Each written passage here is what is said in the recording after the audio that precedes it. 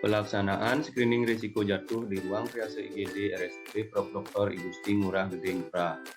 Screening risiko jatuh merupakan kegiatan awal yang dilakukan untuk menilai kondisi pasien yang baru datang ke rawat jalan ataupun ke unit gawat darurat terhadap potensi risiko jatuh pasien dengan menggunakan metode Get Up and Go Test, di mana metode ini merupakan observasi yang sederhana yang bertujuan untuk menilai gaya berjalan dan memeriksa keseimbangan tubuh pasien.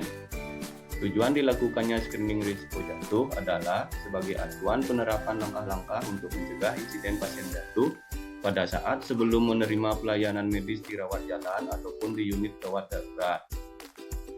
Fokus dari pelaksanaan screening risiko jatuh ini adalah pasien-pasien dengan pulse emergensi atau pasien yang masuk ke dalam trias level 4 dan 5.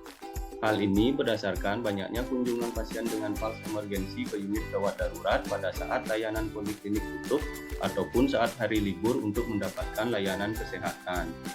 Untuk itu, screening risiko jatuh sangat penting dilakukan pada pasien-pasien dengan pulse emergensi atau pasien yang masuk ke dalam trias level 4 dan 5 untuk mencegah terjadinya insiden pasien jatuh.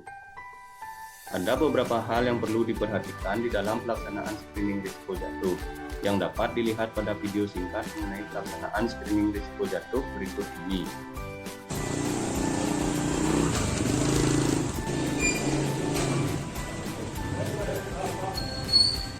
Ucapkan salam dan perkenalkan diri petugas.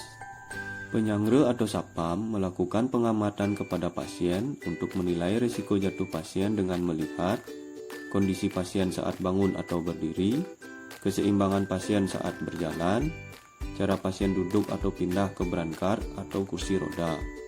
Bila semua kegiatan tersebut menggunakan bantuan orang lain, pasien termasuk berisiko jatuh. Selanjutnya, pasang pita kuning pada tangan pasien dan jelaskan tujuan tentang pemasangan pita kuning. Tujuan dari pemasangan pita kuning adalah sebagai penanda bahwa pasien berisiko jatuh.